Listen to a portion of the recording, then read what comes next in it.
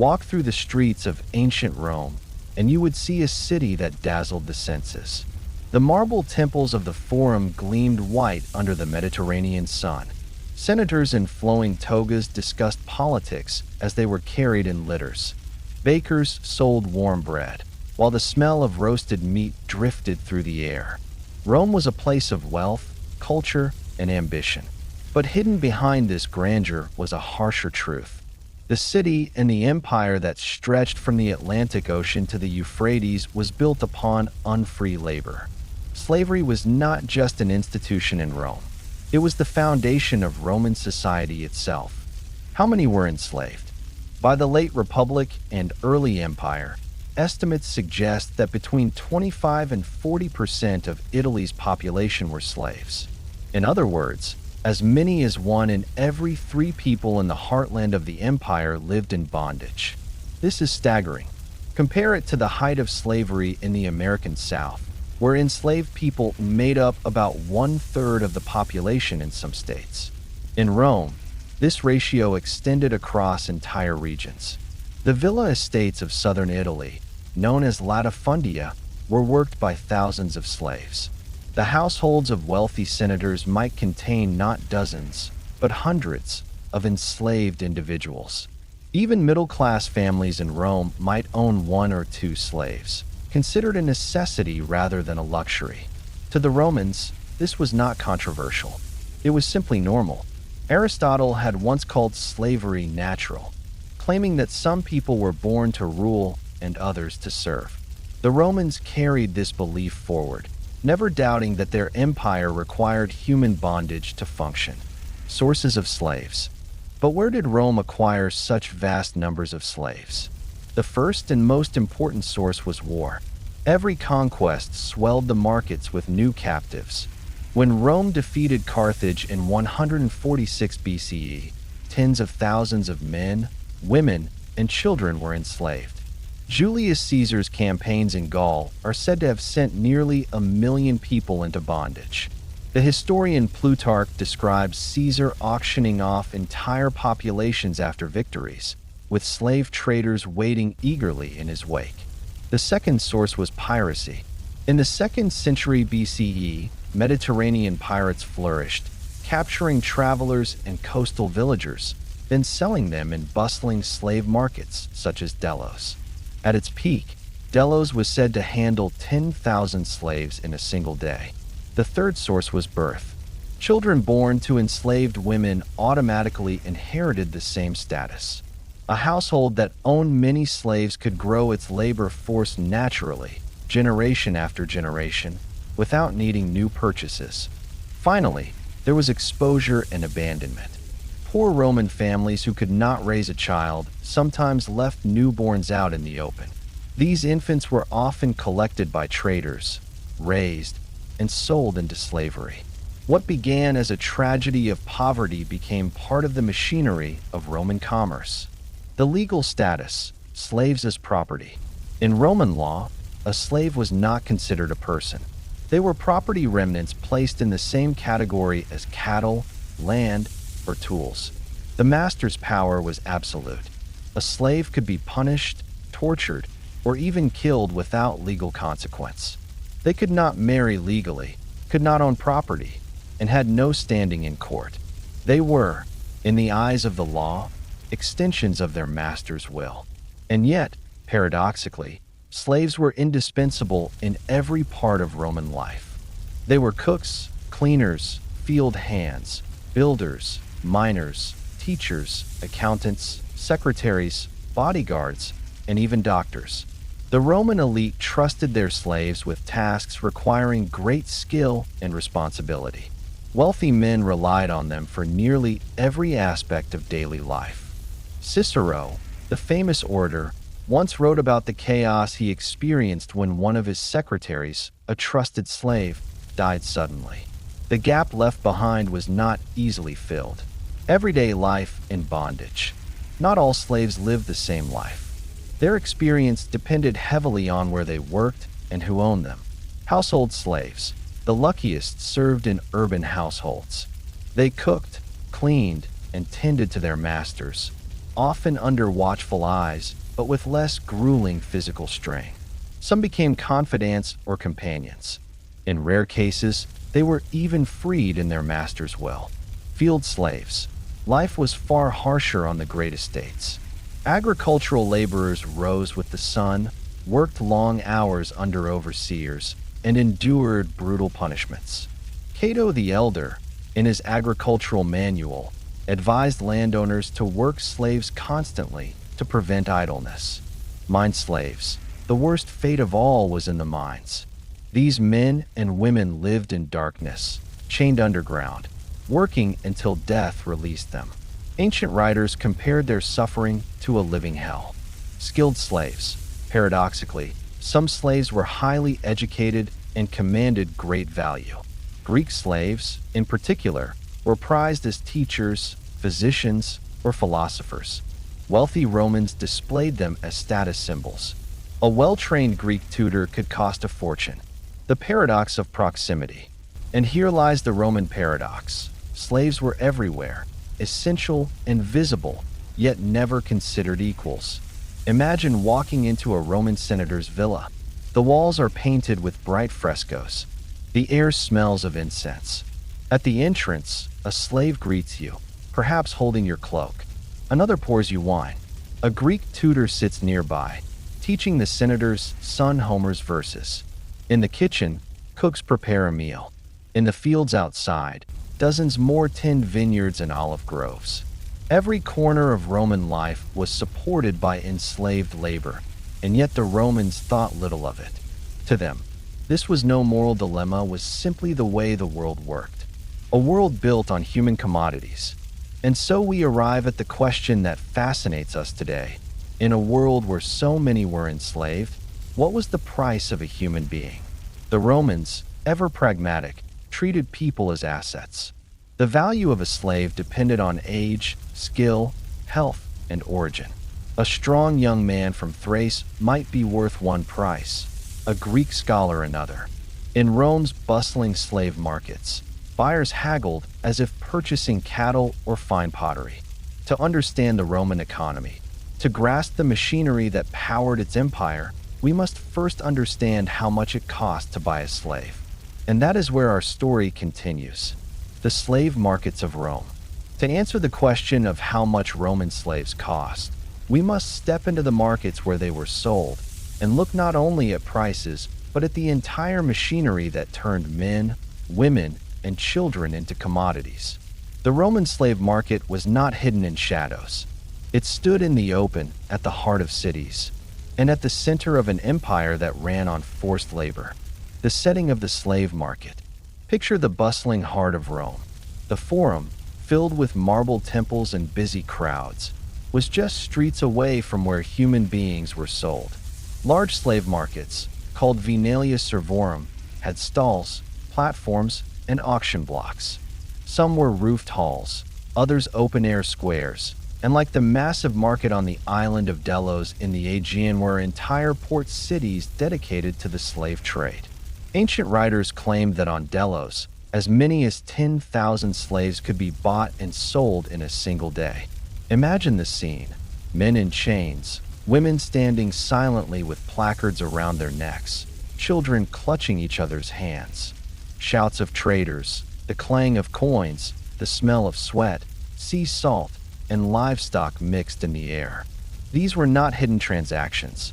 They were daily life in the empire. Transparency and Roman law. Roman law demanded that sales be clear and transparent, least from the buyer's point of view. The Lex Aelius Sentia and other slave laws required sellers to disclose important details. If a slave was sick, a habitual runaway, or had a history of theft, that had to be announced. Otherwise, the buyer could return him, much like faulty cattle. Slaves wore placards or tags that revealed their qualities. Healthy, 20 years old, Thracian origin, skilled in carpentry. Or perhaps, housemaid, Egyptian, literate in Greek. These descriptions guided the bidding. Buyers could physically examine the merchandise. They pressed muscles, checked teeth, who was being sold. Not all slaves were alike, and neither were their prices. To understand cost, we must first know the categories of people entering the Roman slave markets. War captives. These were the most common. Every Roman conquest brought thousands of prisoners, men captured in battle, women, and children taken as spoils. Julius Caesar famously sold 53,000 Gauls in a single day after one campaign. The flood of captives often drove prices down. Raided peoples. Pirates and bandits supplied the markets as well.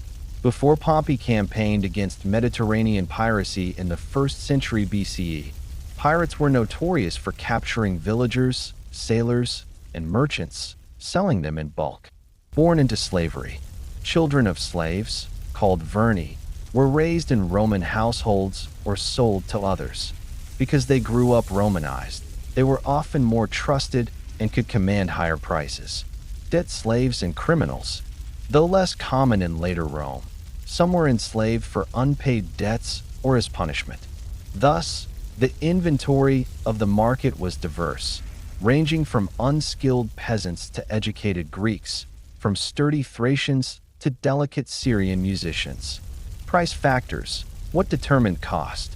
A Roman slave's price depended on several key factors. Age. Young adults in peak strength were the most expensive. Children were cheaper but seen as long-term investments. The elderly were rarely sold unless particularly skilled. Gender. Women were typically cheaper unless they possessed rare beauty or special skills such as midwifery or weaving. Skills. This was the greatest price driver. An unskilled farmhand might cost a few hundred denarii, but a Greek tutor, physician, or accountant could cost thousands. Origin and reputation. Ethnic stereotypes shaped prices. Thracians and Germans were prized for brute labor, Greeks for intellect, Syrians and Egyptians for craft and domestic roles. Behavior. Placards might list docile or rebellious. A rebellious man fetched less, but could still be sold for rough labor in mines or galleys. Physical health. A strong physique could double the value. Signs of weakness or illness slashed it. Price ranges in historical sources. So, how much did Roman slaves cost? Surviving evidence gives us a clear range. In the late Republic, 2nd to 1st century BCE, the cheapest unskilled slave might cost 500 denarii. That equaled roughly 2 years' wages for a legionary soldier. A skilled slave, say, a secretary, teacher, or craftsman, might cost 2,000 to 6,000 denarii. By the early empire, 1st to 2nd century CE, prices had risen. Educated Greeks, physicians, or highly trained specialists could reach 10,000 to 20,000 denarii. Exceptional cases went far higher. Pliny the Elder reports that a slave named Daphnis, famous for his beauty and literary skill, sold for 300,000 sesterces, an astronomical sum. Martial mentions handsome slaves purchased as status symbols for prices equivalent to luxury villas. Putting prices in perspective, let's translate these numbers into real-world Roman terms. A Roman legionary's annual pay in the 1st century CE was about 900 denarii, so a cheap slave equaled half a soldier's yearly income, while a skilled slave might equal 10 years of pay.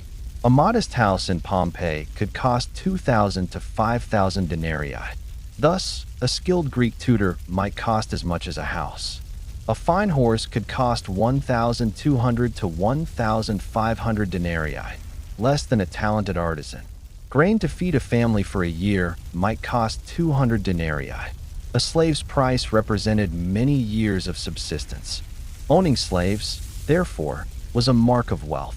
A small farmer might save to buy one helper. A craftsman might stretch to purchase a secretary.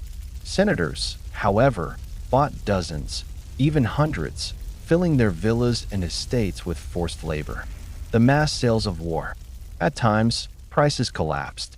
When armies triumphed, slave supply flooded the market. After the Third Macedonian War in 168 BCE, 150,000 captives were sold, many for less than 100 denarii each. After Caesar's campaigns in Gaul, So many were dumped on the market that prices plummeted across Italy. These were the moments when even ordinary Romans could afford to purchase slaves.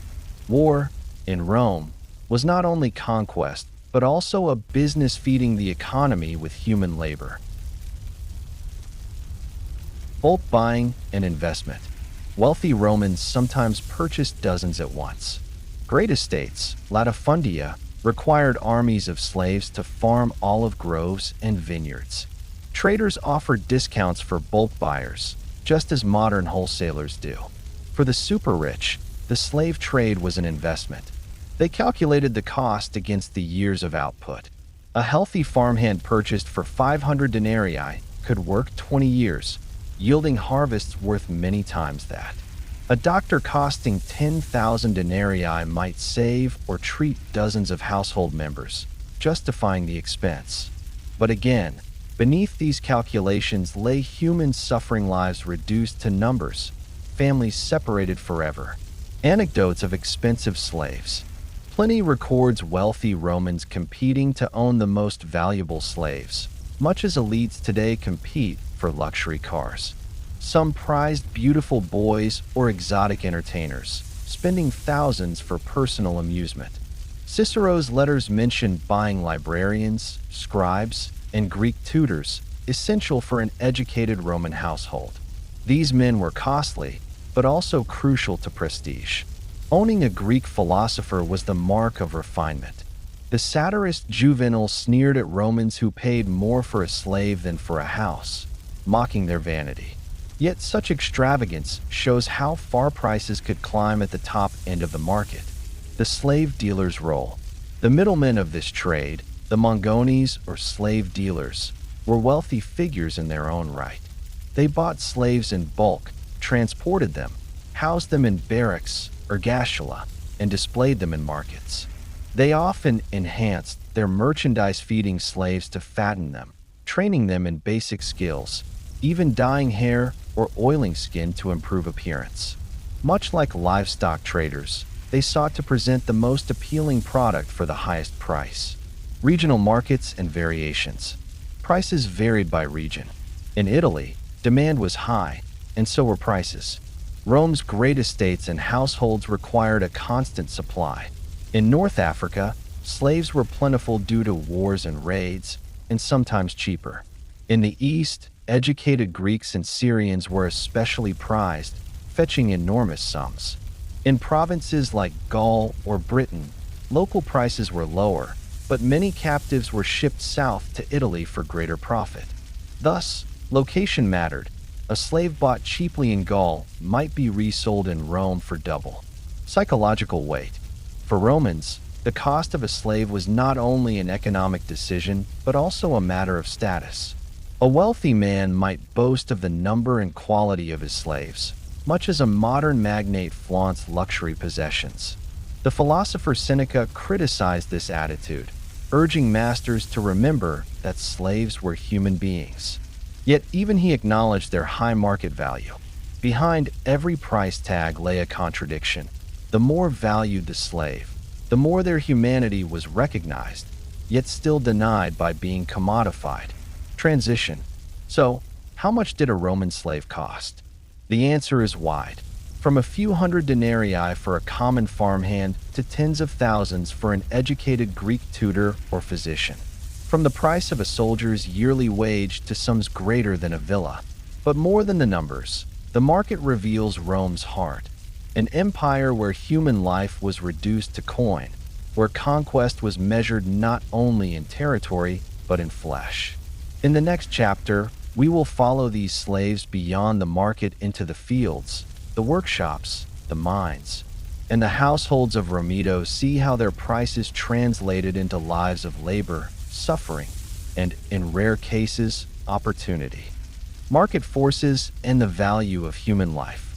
When we speak of the cost of a Roman slave, it is easy to imagine a fixed number, like the price tag on a loaf of bread. But the truth is far more complicated. The Roman slave market functioned like any other economy, driven by the laws of supply and demand, shaped by war, peace, and even the fashions of the elite. In this system, Human beings became commodities whose worth rose and fell like grain, wine, or cattle. The greatest single factor in determining price was war. Rome's relentless conquests Gaul, Greece, Carthage, and Judea were not only campaigns of expansion, but also engines of human trafficking. When Julius Caesar subdued Gaul in the 1st century BCE, tens of thousands of captives flooded the markets of Rome and the Mediterranean. So abundant were these human lives that their value plummeted. Whole families could be bought for less than the cost of a single mule. Yet the opposite was also true. In times of peace, when Rome's armies rested and the flood of captives slowed, the price of slaves soared. Without fresh war captives to glut the markets, supply dwindled. Traders and pirates continued to sell human cargo kidnapped villagers from Asia Minor, North Africa, or the Balkans, but at higher prices. The peace that citizens celebrated meant scarcity in the markets, and scarcity always drove costs upward. Origin also played a decisive role. The Romans were deeply prejudiced in their preferences, and these biases translated directly into price. Greeks were among the most expensive, prized for their intellect, language, and education. A literate Greek was not just a servant, but a cultural ornament, capable of tutoring children in philosophy, rhetoric, or mathematics. Such individuals could cost as much as a fine townhouse in Rome. By contrast, slaves from Thrace or Germania were considered strong but unrefined, more suited to hard labor, gladiatorial combat, or manual work. Their prices reflected this utilitarian view less than a Greek tutor, but often more than a common farmhand. Age and health mattered as well. A strong, able-bodied man in his 20s commanded a far higher price than a child or an elderly captive. Yet children were not without value. They represented investment, a chance for the master to mold them into loyal household servants or skilled workers over time. Women could be valued differently depending on beauty, fertility, or skills in weaving, cooking, or managing a household. In many markets, young women were assessed not only for labor, but for sexual exploitation, another dark facet of Roman slavery that affected their price. And then there were the exotic valuations. Romans had a taste for the unusual. Syrians, Nubians, and other groups outside the central Mediterranean were sometimes considered rare, desirable possessions. Their worth could be inflated simply by their perceived novelty, much as a collector might pay more for a unique piece of art. In the luxury-driven households of the elite, such slaves became status symbols as much as functional laborers. But price was not merely the outcome of cold calculation. It was entangled with the theater of the slave market itself. In bustling hubs like Delos, one of the greatest slave markets of the ancient world, captives were paraded before buyers like livestock. Auctioneers called out their attributes: age, strength, skills, and even temperament. Some were forced to demonstrate abilities reciting lines of Homer, lifting weights, or playing an instrument. Buyers probed teeth, tested muscles, and inspected bodies, much as they would a horse. A trained scribe or doctor fetched enormous sums. A sickly child or elderly captive might be sold in bulk, bundled together with others at a discount price. Thus, the price of a slave in Rome was never static. It shifted with the fortunes of empire, the prejudices of culture, the accidents of birth, and the endless appetite for power and labor. What makes this history haunting is not just the economics, but the reduction of individuals, men, women, and children with names and lives to figures on a ledger. Behind every number was a story, erased by the hammer of the auctioneer. The hidden costs of ownership.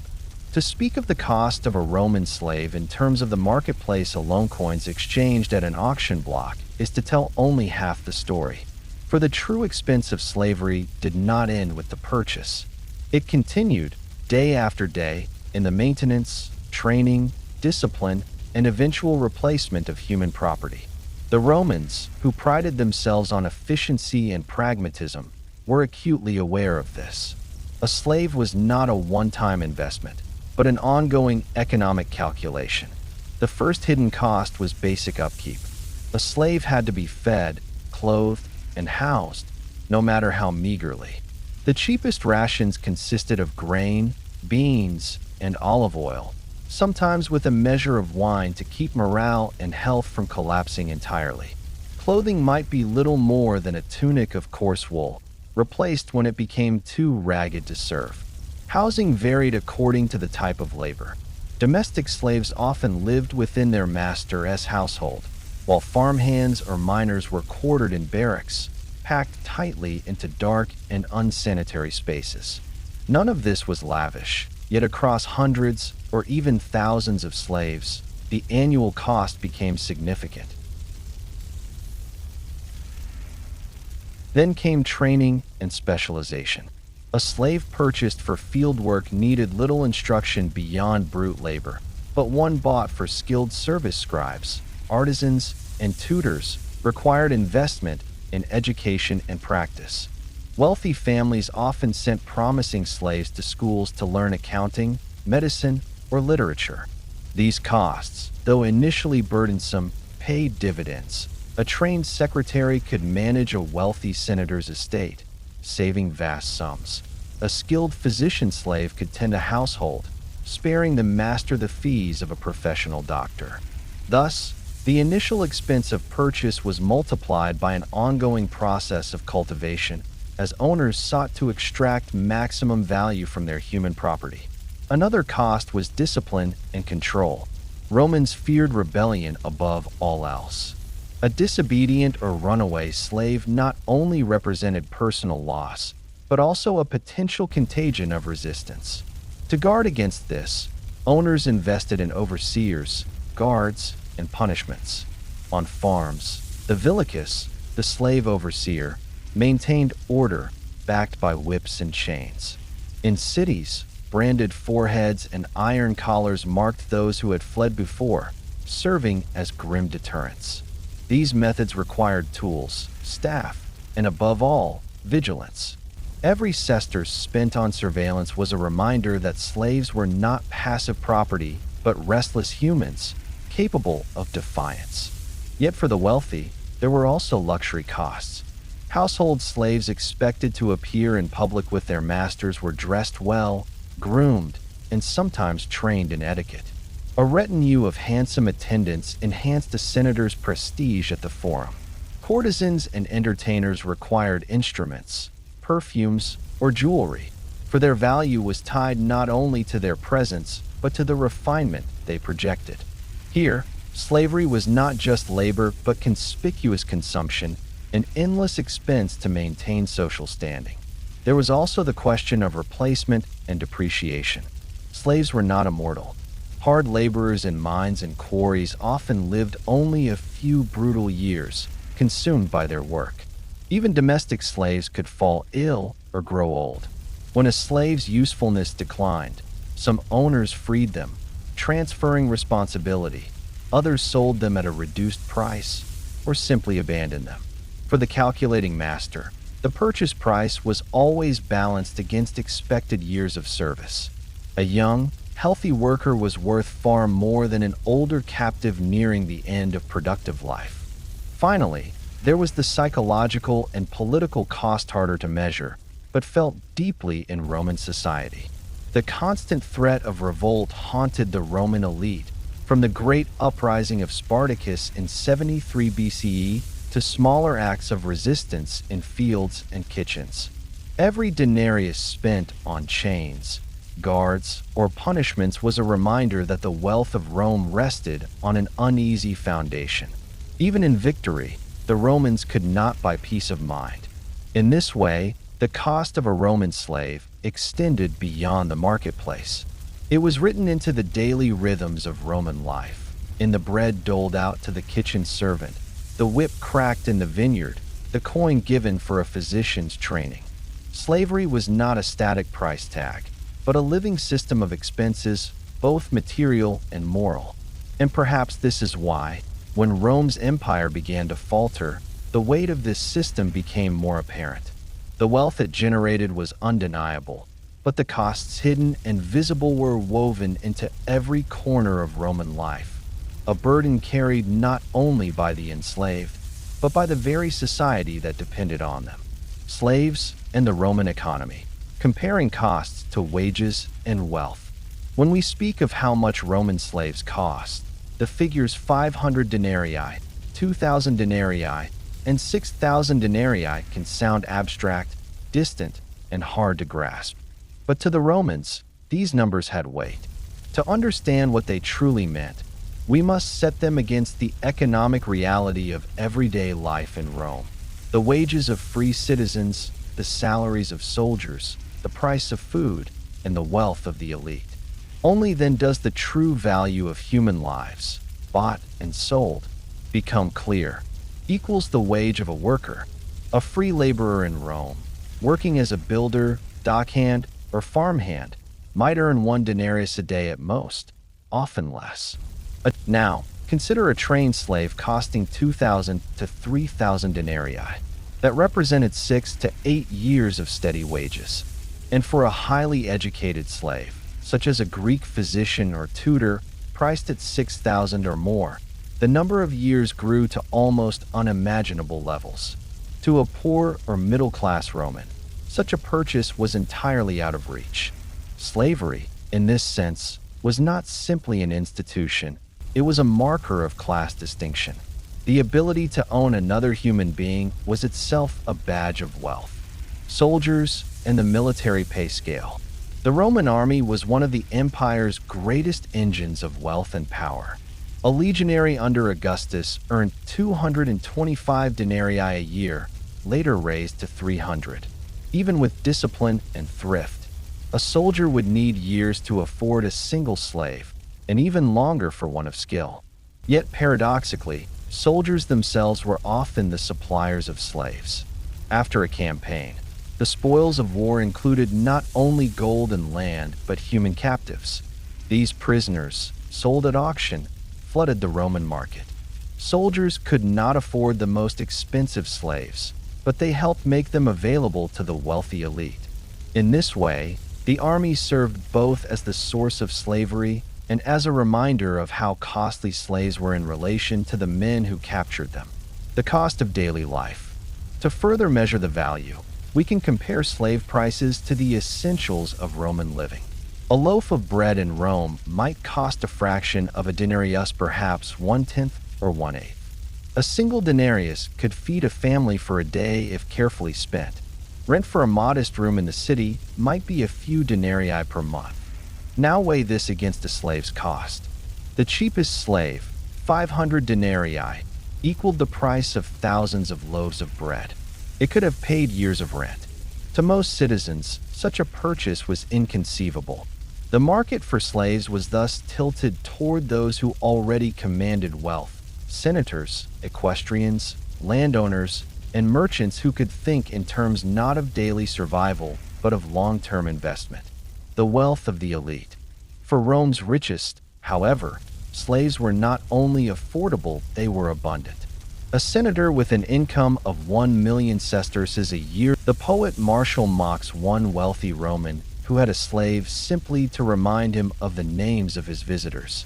Others had slaves for trivial tasks, holding parasols, carrying small dogs, even whispering lines of poetry in their master's ear at banquets. These luxuries were possible only because, for the richest men of Rome, the cost of slaves was a fraction of their immense incomes, valued beyond money. Yet slaves were not only measured in coin. Their value was also bound up in the wealth they generated. A skilled accountant slave might manage estates worth hundreds of thousands of denarii. A Greek physician slave could save his master the cost of medical treatment for a lifetime.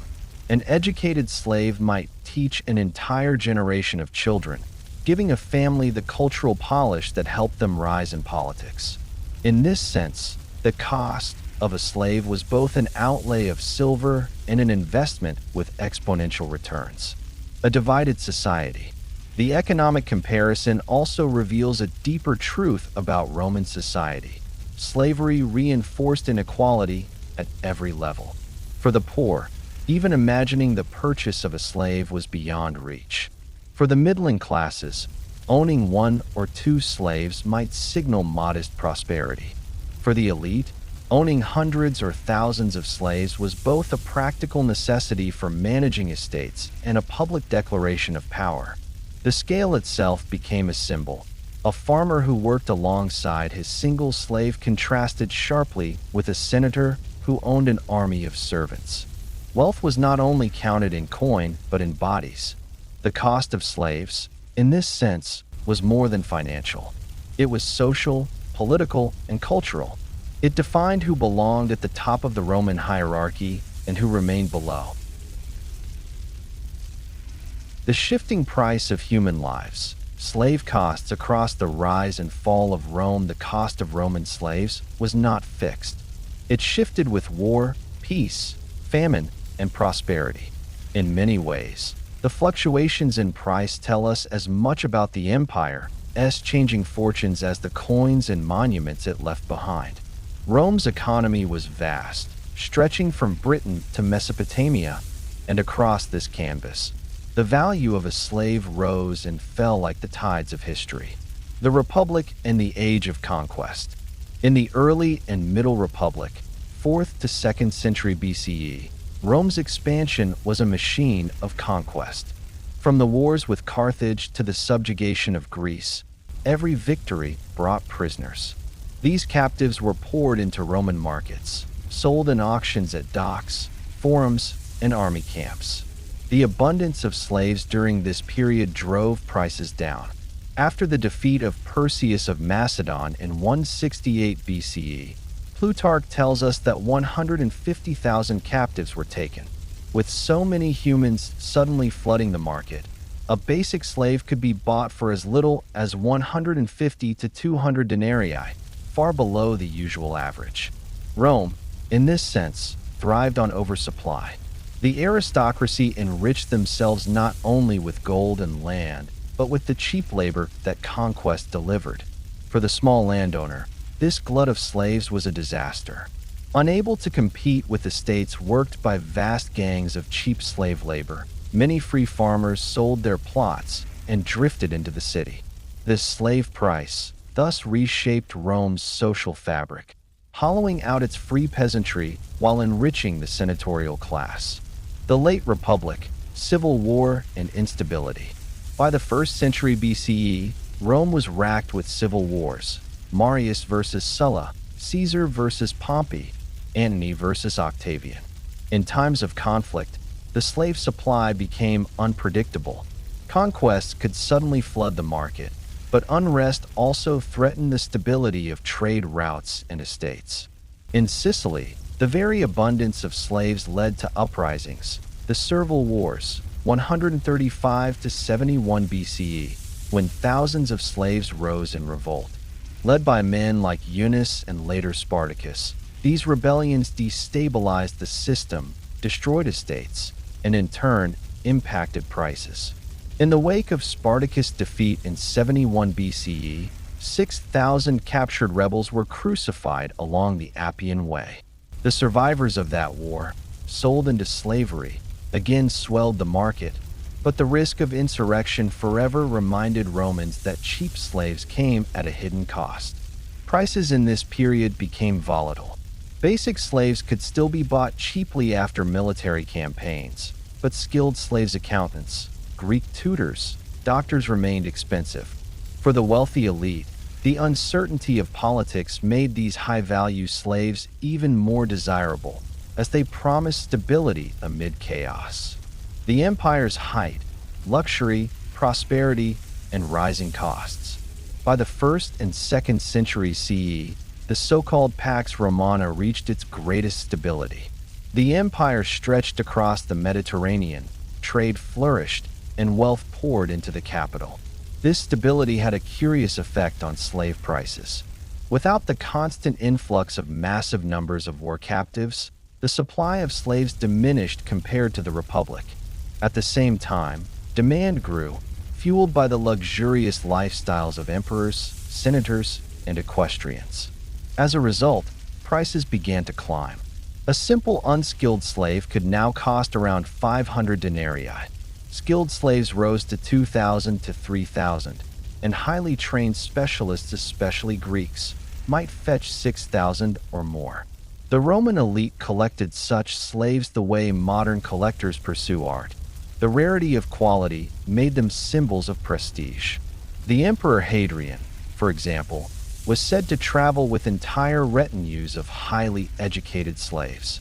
Others trained slaves as gladiators, betting vast sums on their victories in the arena.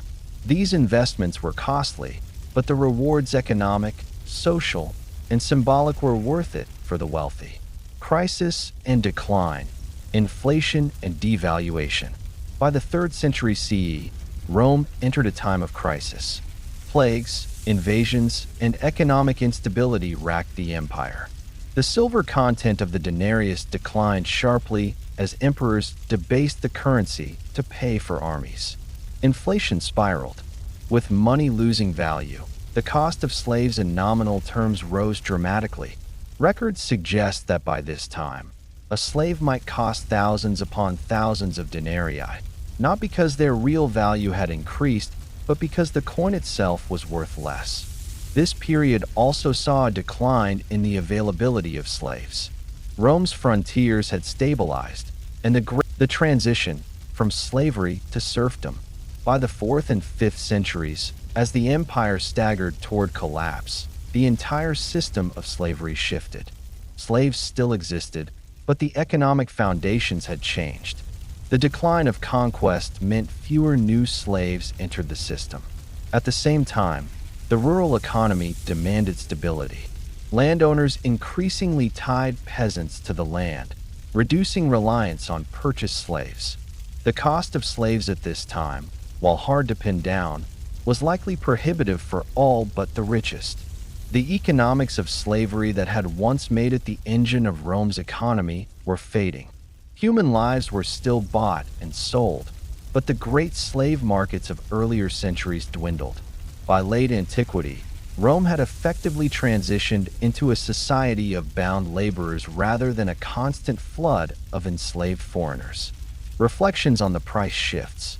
So across Rome's history, the cost of a slave mirrored the empire's own trajectory. During expansion, slaves were cheap and plentiful, flooding markets and undermining free labor. During stability, prices rose as supply dwindled and demand grew among the wealthy. During the crisis, inflation and scarcity drove prices up in nominal terms, but weakened the institution itself. During the decline, the system transformed, giving way to new forms of bound labor. In other words, the marketplace of slavery was not static. It was a mirror of Rome's fortunes. When the legions marched, slaves were abundant and cheap. When the empire prospered, they were rare and costly. And when the empire collapsed, the very logic of slavery shifted into something else entirely. The hidden costs of Roman slavery. At first glance, the purchase of a slave seemed straightforward. A buyer paid a sum of denarii, and in return gained a lifetime of labor. Yet beneath that transaction lay an array of hidden costs, economic, social, and psychological, that reveal slavery was never as simple as a price tag. Rome's dependence on enslaved people shaped not only its economy, but also its vulnerabilities. The price beyond purchase. The sale price of a slave was only the beginning. Once bought, a slave required upkeep. Food, clothing, shelter, and medical attention, however minimal by Roman standards, represented ongoing expenses. Wealthy households often maintained dozens, even hundreds of slaves, which meant provisioning became a significant cost. A senator with a retinue of 400 slaves might be seen as a man of great prestige, but the burden of feeding, housing, and maintaining such a number was immense. For the wealthy, it was manageable, but for middling citizens, even 1 or 2 slaves could become a strain if times grew difficult. Moreover, slaves were not guaranteed to remain productive. Injury, illness, or old age could render them useless to their masters, yet they still required upkeep. For this reason, Some masters worked their slaves to exhaustion, calculating that it was cheaper to replace them than to sustain them long term. Risk of resistance and rebellion. Slavery also carried a risk few Romans could ignore: rebellion. At the micro level, this meant disobedience, theft, or sabotage. At the macro level, it meant uprisings that threatened entire regions.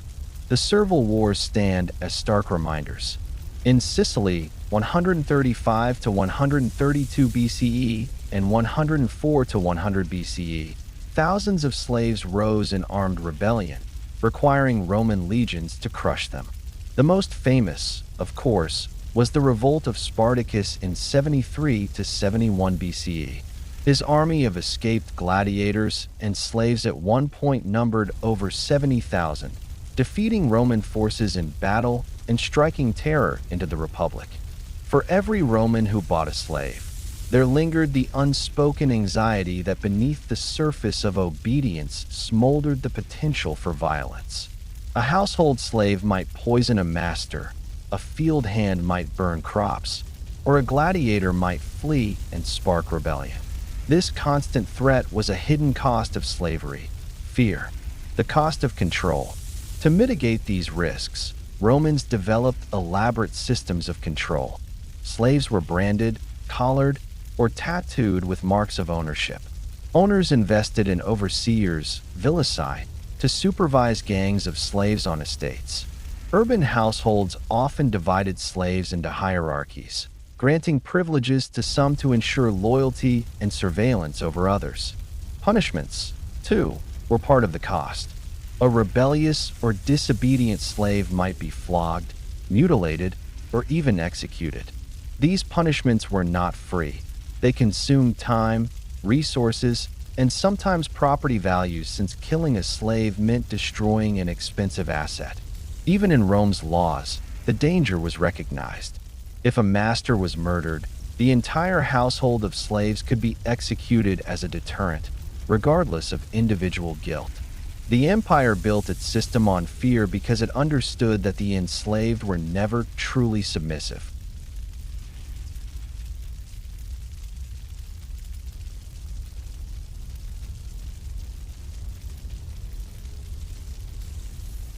Social anxiety and dependence. Beyond material costs, there was a psychological burden. Rome prided itself on its image of free citizen farmers and warriors, yet by the late Republic and Empire, it had become utterly dependent on slavery. Grain was harvested by slaves, homes were cleaned by slaves, children were tutored by slaves, and entertainment gladiatorial games was performed by slaves. This dependence bred anxiety.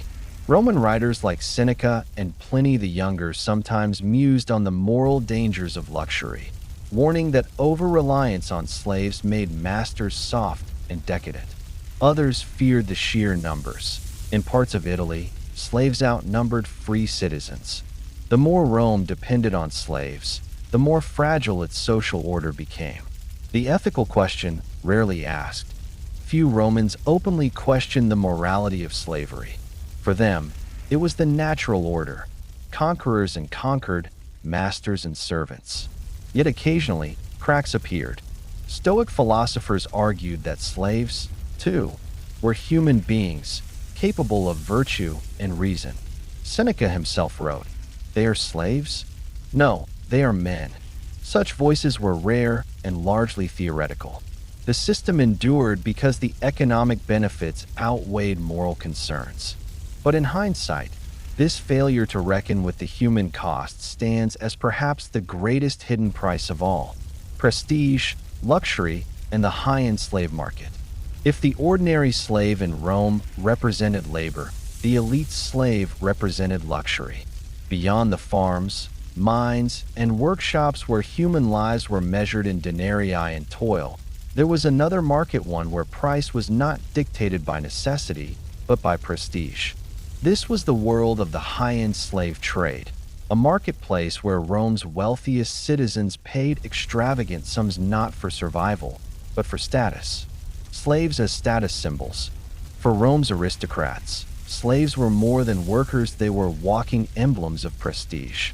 A man's household staff spoke volumes about his wealth, culture, and refinement. Owning dozens, even hundreds, of slaves was a public display of power.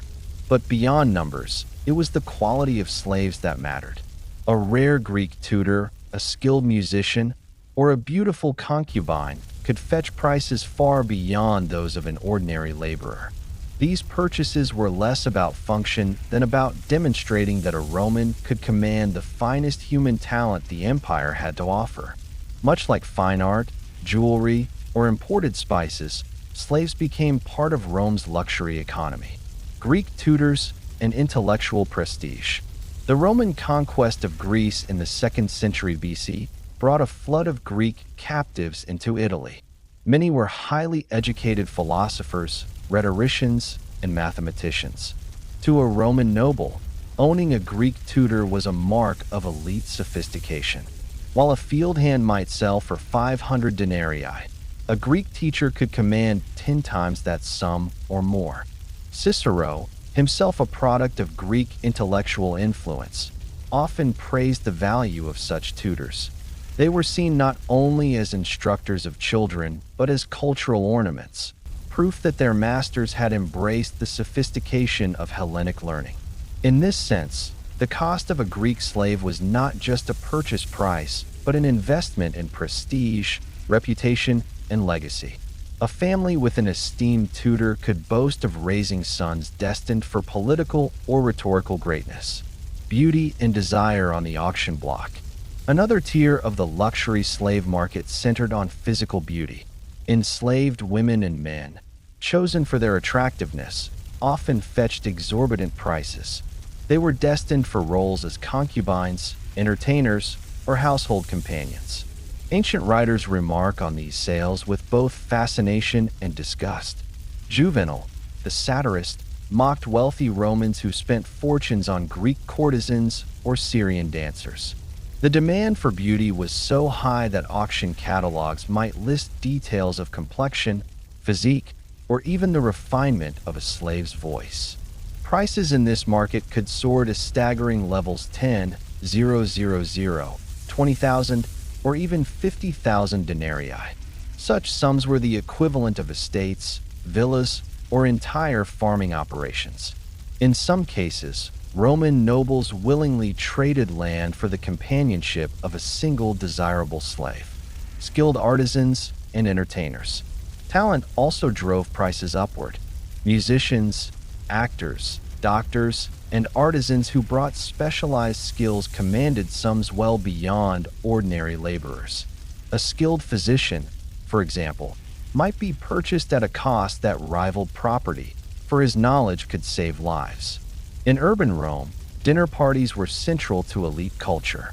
Hosting lavish banquets required chefs of extraordinary ability, and wealthy Romans spared no expense. A cook capable of preparing exotic delicacies could sell for thousands of denarii, transforming the dining room into a theater of status. Similarly, musicians and performers were prized. A talented lyre player or singer brought both entertainment and refinement, ensuring their master's gatherings stood apart from the ordinary. In these circles, the slave became a luxury brand, a living testament to a household's wealth. Exoticism and the allure of the foreign. Rome's appetite for the exotic also shaped the prestige market. Enslaved people from distant lands, Ethiopia, Gaul, Thrace, or the East, were often valued precisely because they were foreign.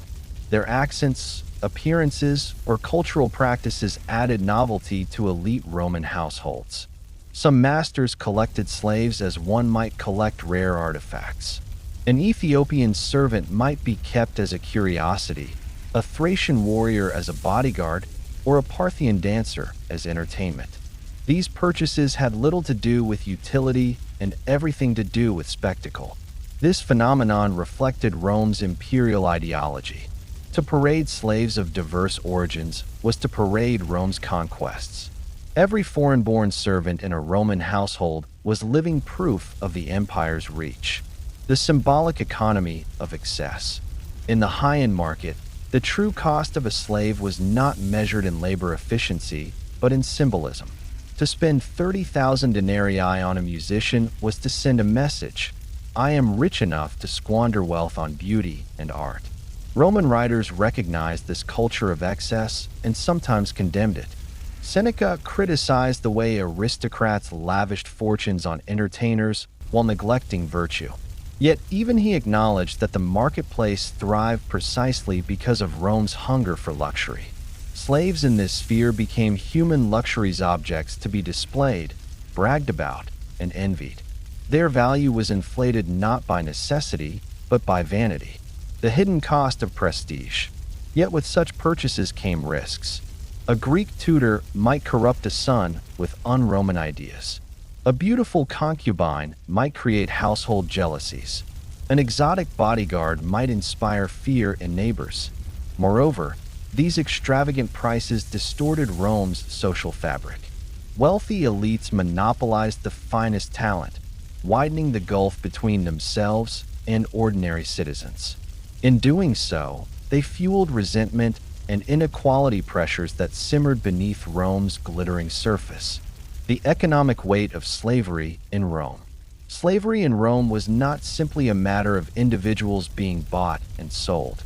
It was the beating heart of the Roman economy, woven into every sector of life. The cost of slaves, whether cheap laborers or expensive luxuries, had profound implications for agriculture, commerce, politics, and even the cultural trajectory of the empire itself. Agriculture. Slavery as the backbone of production. The Roman economy was overwhelmingly agricultural.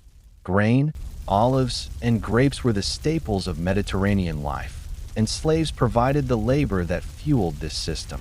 The largest estates, the latifundia, were worked by gangs of enslaved men and women. Here, price dictated scale. Wealthy landowners purchased dozens or hundreds of agricultural slaves, typically the cheapest variety, costing anywhere from 500 to 2,000 denarii, depending on age, strength, and skills. Because their labor was grueling and their lifespan short, these slaves were seen less as investments and more as disposable tools. The consequence was a shift in Roman agriculture. Small free farmers, once the backbone of early Rome, could not compete with massive estates powered by cheap slave labor.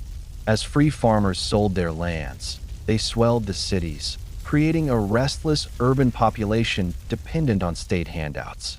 In turn, the price of agricultural slaves sustained this unequal system, cheap enough to replace, valuable enough to maintain the estate's profits. Urban labor and economic competition. Slaves were not confined to rural estates. In Rome itself, they filled the roles of artisans, shopkeepers, assistants, and manual laborers. For urban trades, the cost of a slave was both a burden and a potential asset. A craftsman might invest 2,000 or 3,000 denarii in a skilled worker who could operate a workshop, doubling or tripling the owner's income. Merchants used slaves as clerks, porters, and accountants. Wealthy households employed dozens of cooks, hairdressers, secretaries, and doorkeepers. This created tension with Rome's free poor. Free laborers could not match the enduring supply, demand, and the empire's expansion. The slave economy was deeply tied to Rome's conquests. Wars brought tens of thousands of captives, flooding markets and driving prices down. After the conquest of Epirus in 167 BCE, 150,000 enslaved Greeks entered the Roman market in a single year. Such supply gluts temporarily reduced costs, making slaves affordable even for middling farmers. But when conquest slowed, the flow of new slaves diminished. Prices rose, especially for skilled or exotic individuals. This fluctuation tied Rome's economy to its military success. The cost of slaves was not merely a domestic issue. It reflected the fortunes of the empire itself. The psychological cost of a slave-based economy. Economics, however, cannot be separated from psychology. The ubiquity of slaves shaped Roman attitudes toward labor and value. For elites, manual labor became stigmatized, something fit only for the enslaved. The more accessible and affordable slaves became, the more free Romans withdrew from productive work, relying instead on patronage, politics, and conquest. This dependence on slaves hollowed out Rome's economic resilience.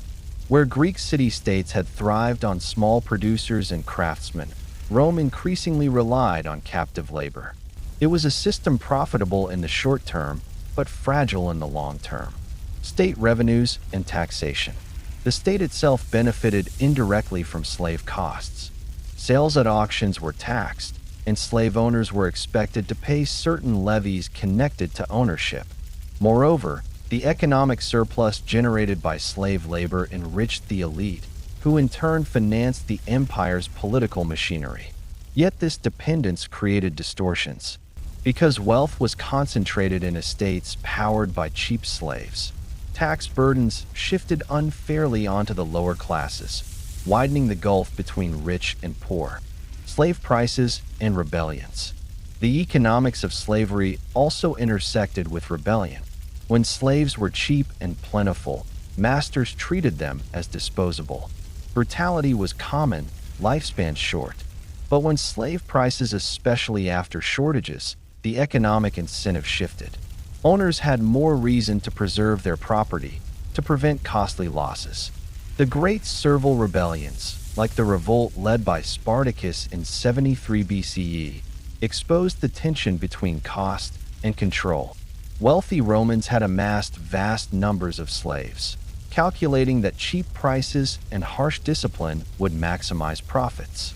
But mass misery bred mass resistance, destabilizing the empire itself. Slavery's impact on Rome's long-term economy. Perhaps the greatest cost of slavery lay not in denarii, but in opportunity. By leaning on enslaved labor, Rome discouraged innovation. In societies where labor is expensive, technology advances to compensate. In Rome, where labor could be purchased cheaply and endlessly, there was little incentive to mechanize or improve efficiency. This meant that while Rome built aqueducts and roads, it never developed industrial-scale technology. The reliance on human capital delayed economic modernization, trapping Rome in a system that eventually struggled to sustain its massive population and empire. Reflection on economics and humanity. When asking, how much did Roman slaves cost?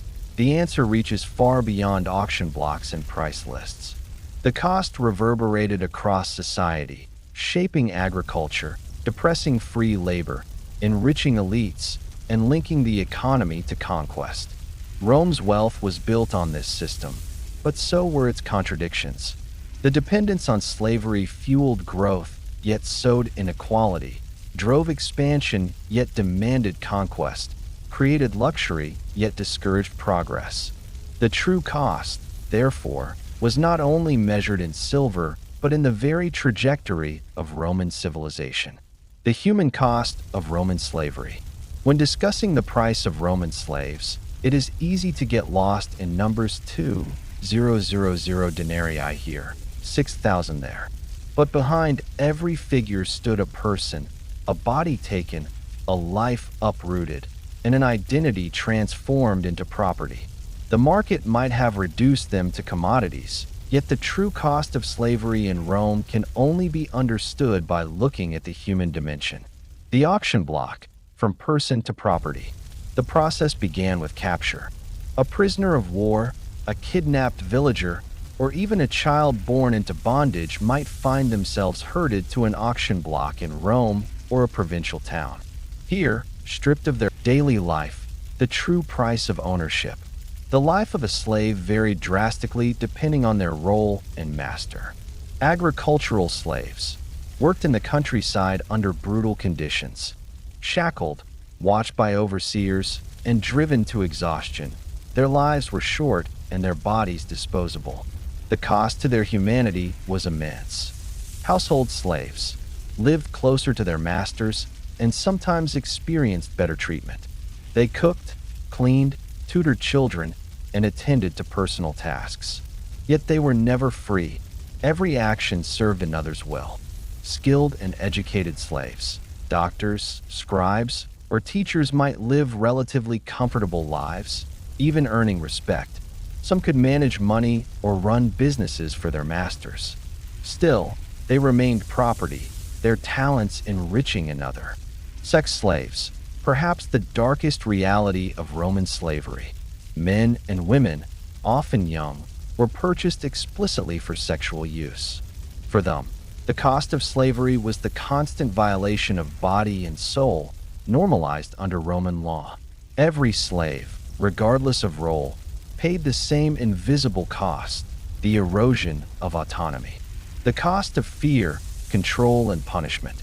To maintain order, Roman masters relied on fear. Punishments ranged from beatings and branding to execution. A runaway slave might be crucified as a warning, or have the letters FUG for fugitivus burned into their forehead. The familia urbana master's household of slaves lived under constant surveillance. Even trusted slaves could never fully relax. Any mistake could trigger violence or resale. For the enslaved, the price was psychological, a life shaped not only by labor but by the perpetual shadow of punishment. Families torn apart. Perhaps the most devastating cost was the destruction of family bonds. Slaves had no legal marriage. Couples could be separated and children sold away from their mothers. Owners decided whether families could live together, often choosing profit over mercy. A child born to an enslaved mother was automatically the property of the master, regardless of the father. Each new life represented fresh wealth for the owner, but for the enslaved, it deepened despair, and another generation was condemned to chains. The Roman system thus ensured the perpetuation of slavery across generations, a hidden cost measured in lost futures. Hope and the price of freedom. Not all slaves remained in bondage forever. Rome had a system of manumission, the legal freeing of slaves. A loyal servant might be freed after years of service, or a slave might purchase freedom with savings earned through extra work. But freedom had its cost, too. A freed slave, or libertus, often remained tied to their former master as a client, owing loyalty and service. While better than bondage, liberty in Rome was rarely absolute. Still, the possibility of manumission gave hope, however fragile. Owners sometimes used it as a tool of control, promising freedom as a reward for obedience. For many, it was a lifetime goal, worth enduring years of servitude. The psychological cost, identity, and self. Perhaps the hardest cost to measure is the erosion of self. To live as property meant constantly navigating survival. Some slaves resisted, subtly sabotaging work or escaping when possible. Others adapted, seeking favor and security by serving loyally.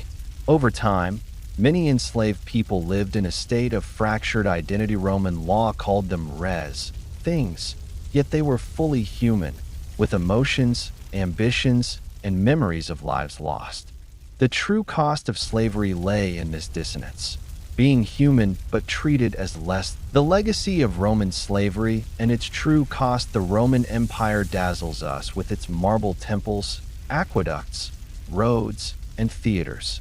It inspires admiration as a civilization of law, literature, and military discipline.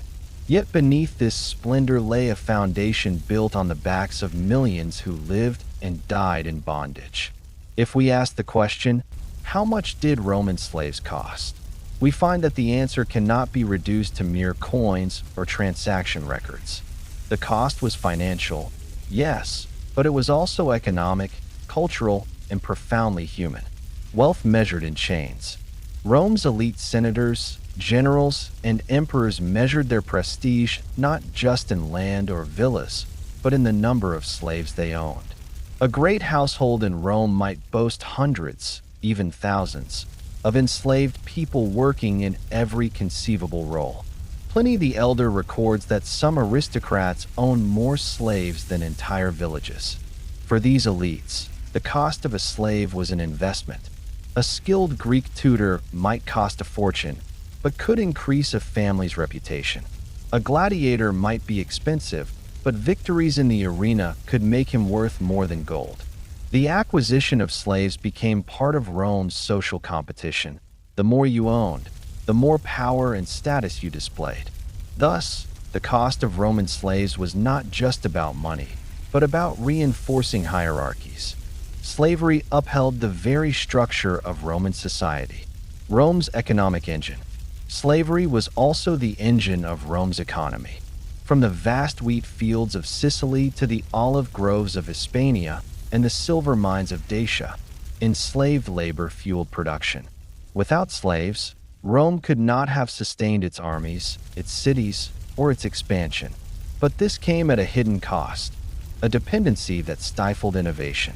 While free peasants dwindled and independent farming collapsed, Rome leaned ever more heavily on slaves. Why invent new technology when human labor was so cheap? Some historians argue that this reliance on slavery delayed industrial progress in Rome.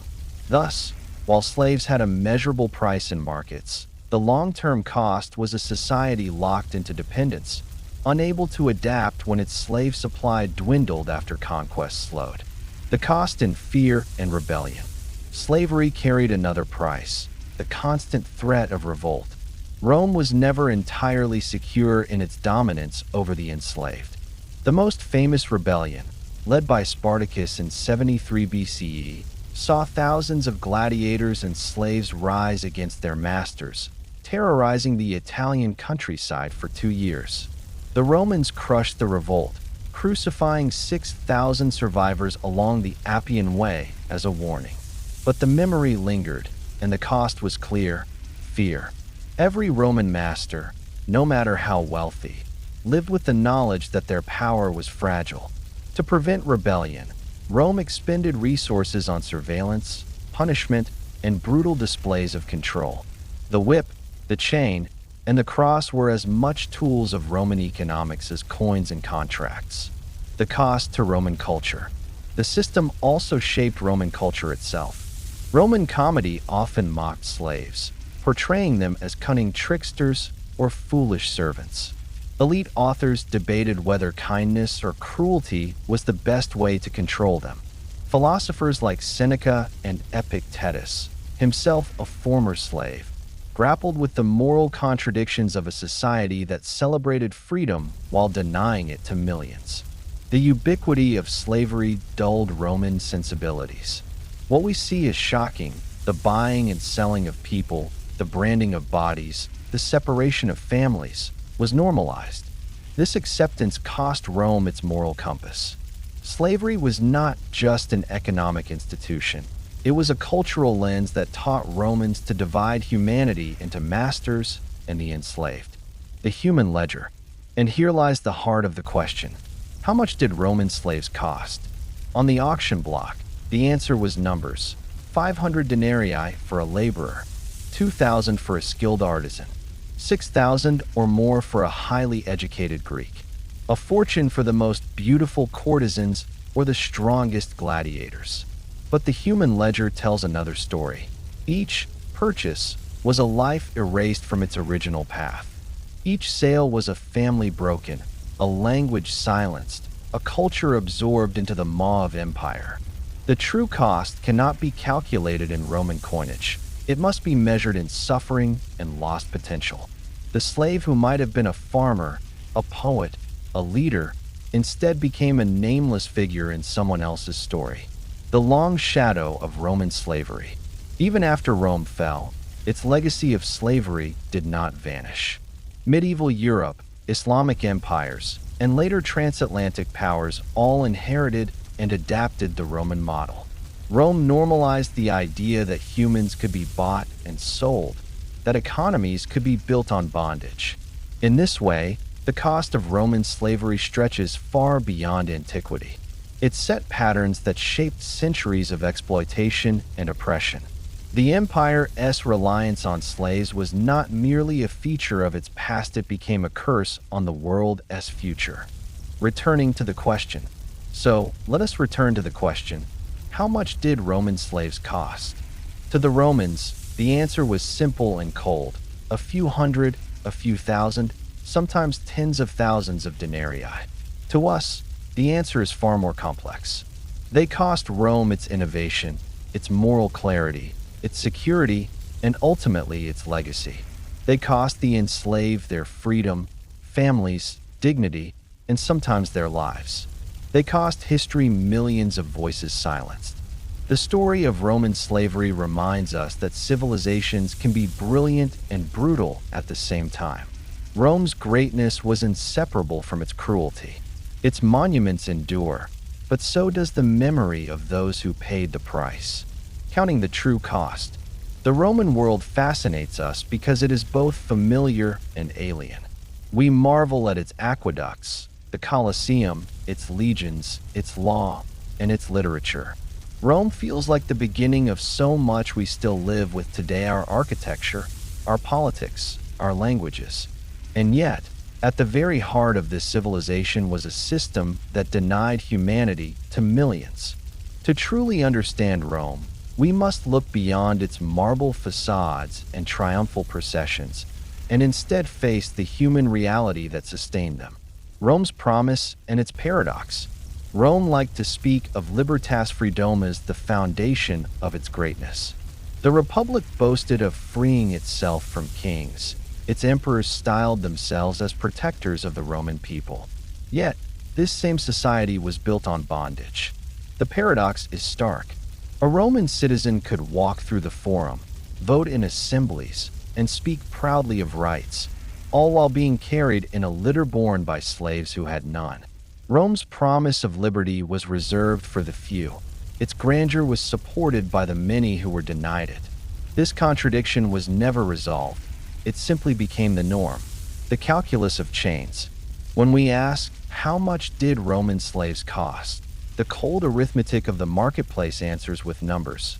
500 denarii for a healthy field worker, 2,000 for a skilled artisan or teacher, 6,000 or more for a Greek philosopher or doctor, up to 100,000 for a rare beauty or gladiator destined for spectacle. But these numbers, though striking, reveal only half the story. Behind each price tag was a life uprooted, an Illyrian farmer dragged from his village, a Greek philosopher sold after a war, a Gaulish child separated from their parents, never to see them again. Rome reduced them to commodities, but their humanity remained. The Romans themselves sometimes glimpsed this. Cicero noted that slavery was a form of perpetual war. Seneca warned that cruelty to slaves corrupted the master as much as the servant. Yet the system endured because the calculus of power outweighed compassion. Rome's hidden debt. Every empire pays a price for its foundations. For Rome, the debt was both immediate and long-term. Immediately, the constant threat of rebellion from Spartacus, uprising to smaller mutinies, forced Rome to expend vast resources on suppression. The Appian Way, lined with crucified rebels, was not a symbol of strength, but of fragility. Long-term, slavery created dependency. When conquest slowed and fresh supplies of captives dwindled, Rome's economy faltered. The reliance on cheap human labor discouraged innovation. Why invest in machines or tools when slaves were abundant and replaceable? Historians often ask why Rome, with its engineering genius, never industrialized.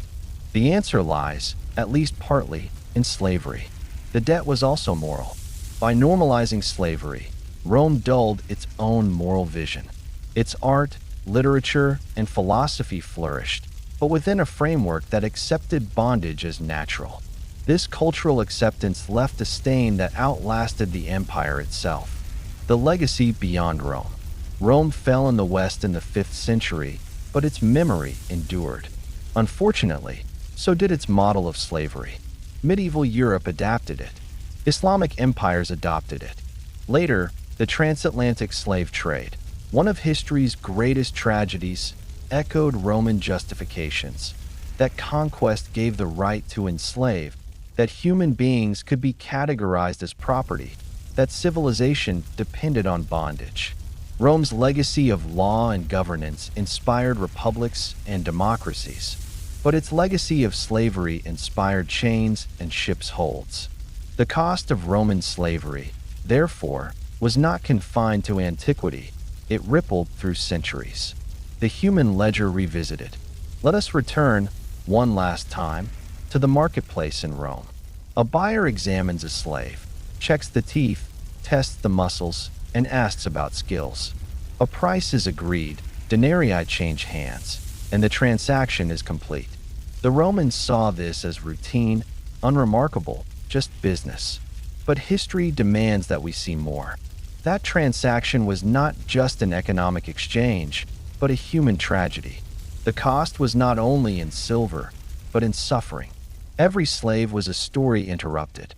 A soldier who might have led his tribe, a scholar who might have written his own philosophy, a mother who might have raised her children freely. Instead, their lives were consumed to sustain another's empire. Lessons for us today. Why does this matter now? Because history warns us that civilizations are judged not only by what they build, but by what they destroy. Rome's greatness was inseparable from its cruelty. Its achievements endure, but so does the memory of those who paid for them. As we admire Rome's roads, aqueducts, and monuments, we must also remember the invisible millions whose labor made them possible. To forget them is to repeat the Romans' mistake, valuing marble over humanity. So, how much did Roman slaves cost? To the Romans, the answer was simple: a handful of denarii, a fortune of silver, depending on the skill and the beauty of the enslaved. To history, the answer is immeasurable. Slaves cost Rome its innovation, its security, and its moral clarity. They cost the enslaved their lives, their families, and their identities. They cost humanity centuries of progress and compassion. In the end, Rome's true cost was not counted in coins, but in chains. And that, perhaps, is the final lesson, that the greatness of a civilization cannot be measured only by its monuments, but must also be weighed against the human suffering that built them. Rome shines brightly in history, but its brilliance is shadowed by the countless lives it consumed.